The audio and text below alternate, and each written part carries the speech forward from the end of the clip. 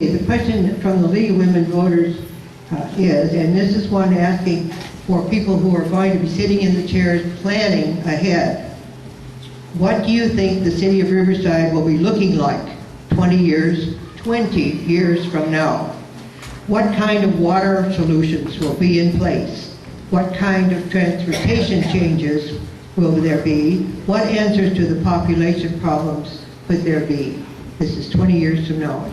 Mr. Davis, if you will.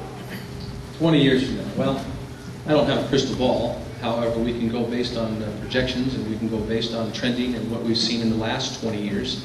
According to various sources and demographic research, we're expecting to have a 25% increase in population for the next 20 years, bringing us to, from where we're at, probably about approximately 300,000 people to 373, roughly 380,000 people in the city of Riverside. If we don't have a direct impact on the way we do anything in the city, especially traveling, without having a direct look at it and planning now for that infrastructure issue, we are not going to be able to move anywhere. We can barely do it as is now. Try going down Van Buren or Troutline or Alessandro between 3:30 and 5:30. You won't move. It'll take you longer. You might as well just wait and have a cup of coffee, come an hour and a half later, you get there at the same time.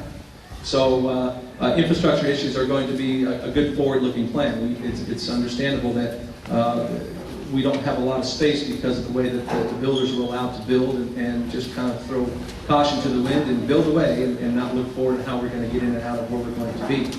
As far as the downtown is concerned, the Renaissance program will be done 15 years early.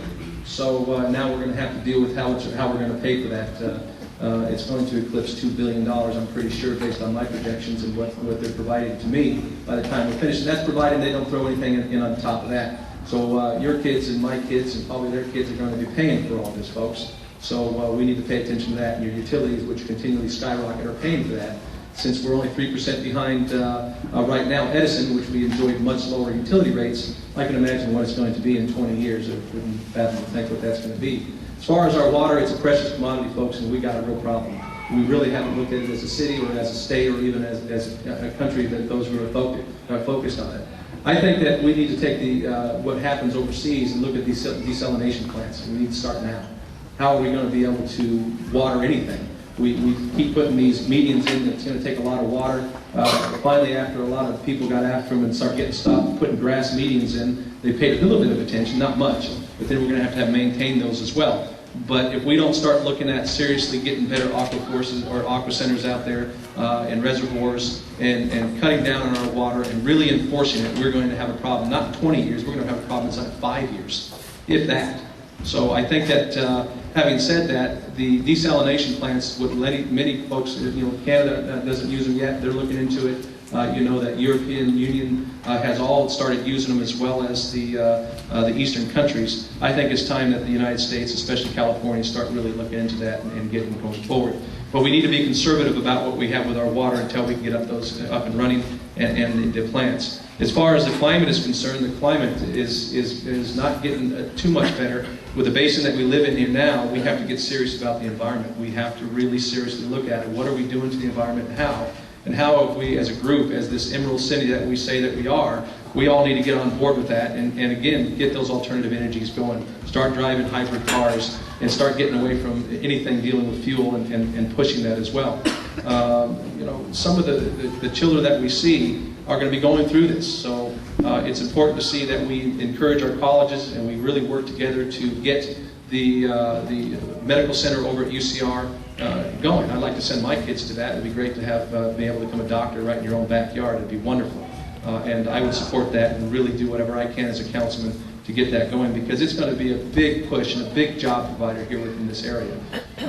We need to consider continually support March as a military base. It's important upon that, and we need to stop encroaching upon it, because on the next base realignment, if we're not careful and we continue to encroach upon that, it may go away.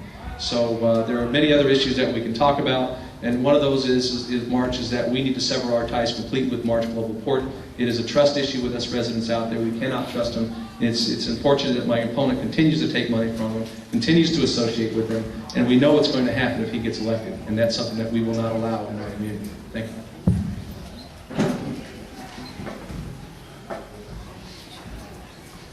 So 20 years from now, what does Riverside look like? Hopefully, it doesn't look like it looked 20 years back looking forward now. The whole reason for the Renaissance Project is because 30 years ago, those folks that were sitting in the seats that I occupy now and others did not have the courage to take the bold steps that this council has taken with the Renaissance for the infrastructure. The Renaissance is all about infrastructure.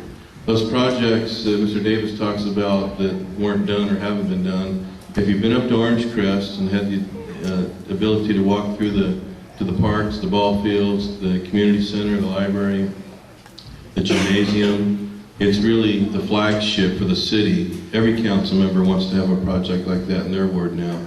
Phenomenal, phenomenal. There are some issues to work out with the kids. There was a comment made about the parking.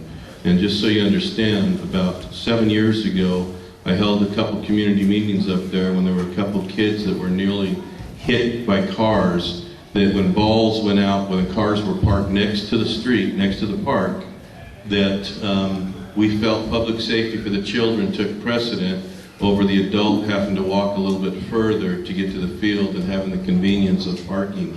So it was really public safety that drove it and the neighborhood that drove it, and that's why the parking is restricted where it is at the time. 20 years from now, Riverside will be self-sustaining. Examples, the Casablanca Library. We're going green, we're the Emerald City.